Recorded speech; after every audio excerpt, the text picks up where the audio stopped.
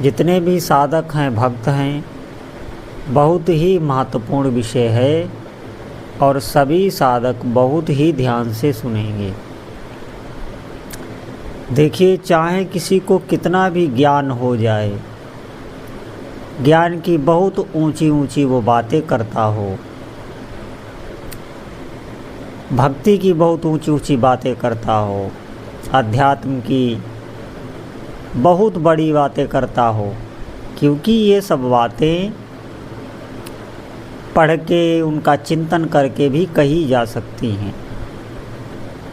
लेकिन अगर उसके जीवन में नाम जप नहीं है तो आप निश्चित मानिए वो भोगों के आकर्षण से बच नहीं सकता। वो ज्ञान की बातें मात्र एक दिखावा बन के रह जाएंगी और वो विषयों से परास्त होता रहेगा। ऐसा इसलिए है कि भगवान का नाम जप कोई जड़ वस्तु नहीं है, ये चिन्मय है। जैसे भगवान है ऐसे ही उनका नाम है, और हमारा ये शरीर जड़ है।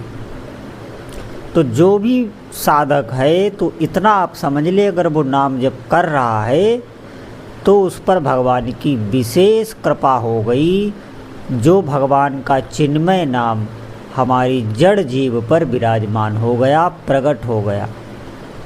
इसीलिए नाम जप की बहुत महिमा है और धीरे धीरे साधक अपने ही भीतर गहराइयों में उतरने लगता है।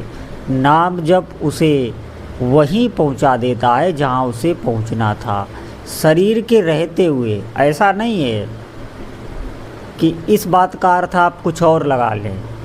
शरीर के रहते रहते आप बहुत ही गहराइयों में उतर जाएंगे और आपका विवेक जागृत हो जाएगा। आप देख पाएंगे कि मन हमारा कैसी क्रियाएं कर रहा है, इस समय हमारा ध्यान कहाँ है, हमारा मन काम की ओर जा रहा है कि क्रोध की ओर जा रहा है। एक एक वृत्तियों को आप पकड़ पाएंगे, क्योंकि हमेशा के लिए वो विवेक जागृत हो जाता है। वो विवेक कभी सोता नहीं है जो नाम जब से जागृत होता है, बहुत सूक्ष्म हो जाता है। क्या धर्म है, क्या अधर्म है, हर बात वो बहुत सूक्ष्म तरीके से पकड़ लेता है जो एक अच्छा नाम जापक साधक है। इतनी तीव्र उसकी बुद्धि और कुशल हो जाती है, ये कहीं से भी आप कुछ भी कर लें जीवन में, ये स्थिति प्राप्त नहीं होती। और केवल नाम जप से ये सहज में ही प्राप्त हो जाती है। ये जो ज्ञान है ये बुद्धि का ज्ञान नहीं होता, ये आत्मज्ञान होता है। सीधे सीधे ठाकुर जी से आया हुआ ये ज्ञान होता है और साधक की रक्षा के लिए ही ये रहता है। ये कभी भी ज्ञान सोता नहीं है, इतना सजग हो जाता है। और बहुत अधिक सजगता रहने के कारण हर समय साधक जब इतना सजग रहने लगता है तो उसका ध्यान स्वतः सिद्ध हो जाता है।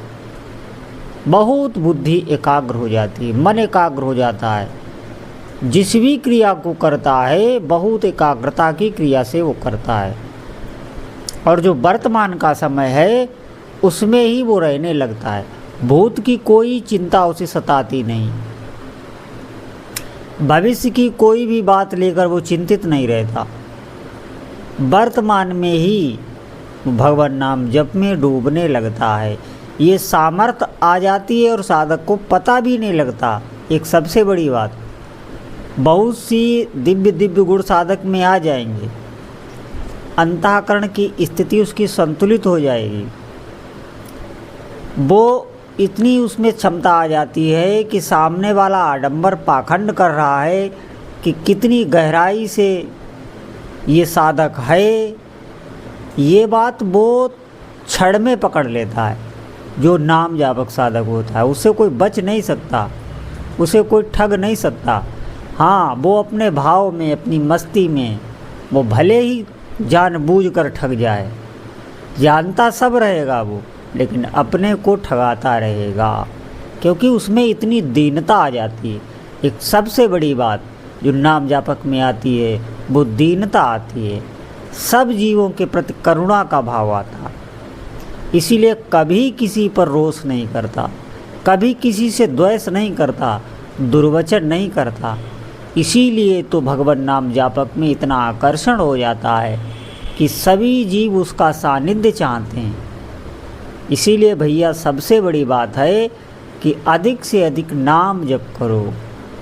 नाम जप से आपका ऐसा दिव्य व्यवहार हो जाएगा, अप्राकृत दिव्य व्यवहार हो जाएगा, क्योंकि भगवती गुण सब उतर आते हैं।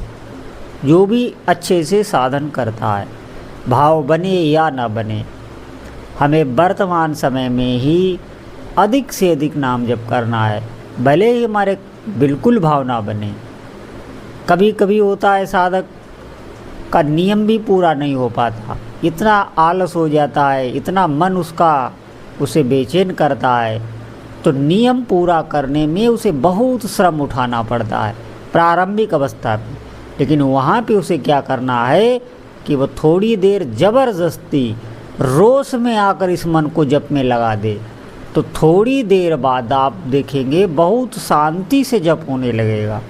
प्रारंभ में थोड़ा जब ये मन आपको बेचैन करे या बहुत अधिक आलस आए, तो रोष में आकर और दृढ़ता से लग जाना चाहिए भजन में, तो थोड़ी ही देर में आप देखेंगे बहुत आराम से आपका भजन चलने लगेगा। प्रारंभ में बता रहे हैं बिल्कुल, जब अभी साधक को नाम का स्वाद नहीं मिला, तो अगर वो थोड़ी देर लगा रहे ज़बरदस्ती, तो थोड़ी ही क्षण के बाद उसे नाम जप में स्वाद आने लगता है। इसीलिए कहा है कि नाम जप की महत्व हमारे भीतर होना चाहिए कि नहीं, हमें जपना ही है, हमारे इतने नाम होने ही चाहिए, और अधिक हमें जपना चाहिए। हम जितना जपेंगे उतना आनंद। और एक बात, नाम जप में ऐसा नहीं है कि उसका आनंद आपको बहुत आगे पता चले। आप आज से आरंभ करें तो आप देखेंगे कुछ ही दिनों में, हो सकता है 1 ही 2 दिनों में, आपको आनंद की अनुभूति होने लगेगी, आप आनंद में रहने लगेंगे। ये साक्षात भगवान के नाम जप की कृपा होती है साधक पर। लेकिन इन बातों को हम नहीं समझ पा रहे हैं, हम समय को व्यर्थ करते रहते हैं। जितना भी आपको समय मिले, आप अधिक से अधिक अभ्यास डाल लें इसका। अभी आप थोड़ा श्रम कर लें, फिर आप देखेंगे जैसे जैसे ये आपके पापों को नष्ट करता चला जाएगा, वैसे वैसे लौकिक तो क्या, परलोक में भी आप जो कुछ चाहेंगे आपको प्राप्त होने लगेगा। इतनी सामर्थ्य भगवान के जप में है, नाम जप में है, मंत्र जप में है। कोई भी भगवान का नाम हो जो आपको अच्छा लगता हो, कोई भी आपके इष्ट देव हों, उनका अधिक से अधिक नाम का आप रटन करें। जितना हो सके इस जिह्वा से एक अभ्यास बनाएं। मन भले ही बिल्कुल ना लगे, इधर उधर जाए, बहुत आलस लग रहा है, नींद सताए, लेकिन नाम जप को आप छोड़ना नहीं, तो फिर करामात देखिएगा, ये लगने लगेगा। अभी ये नहीं लग रहा था, अभी एक क्षण पहले ये बिल्कुल नाम जप छोड़ रहा था, और अगर आप उस समय लगे रहें जिस समय ये छोड़ रहा है, उसी समय और डट के लग जाएं, तो आप दूसरे क्षण देखेंगे ये नाम जप करने लगा है। फिर ये और माला बढ़ाना चाह रहा है, और नाम बढ़ाना चाह रहा है। धीरे धीरे साधक में चाव प्रकट होने लगता है। बस वहाँ पर वो ना छोड़े जहाँ पर ये मन छोड़ रहा है।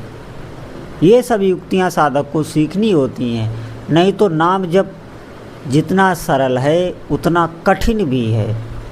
आप ये ध्यान दें, क्योंकि ये बहुत बड़ी साधना आपकी बन रही है, और ये मन जो जिस पर बहुत अनंत काल से भोगों के संस्कार पड़े हुए हैं, और इसे सुख या दुख भोगना भी है, तो ये आपको नाम जप में लगने से बाधा उत्पन्न करता है। इसकी बाधा को ही हम समझ लें। जो ज्ञान प्रकट होगा वो भी आपको कुछ समय बाद ही अनुभव में आ जाएगा। कुछ समय बाद, ज़्यादा समय नहीं लगता।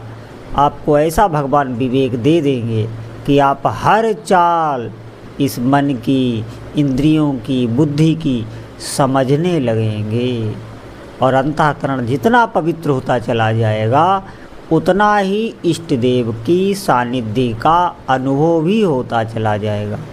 तो मेरी सभी साधकों से यही प्रार्थना है कि अधिक से अधिक भगवान के नाम का जप करें।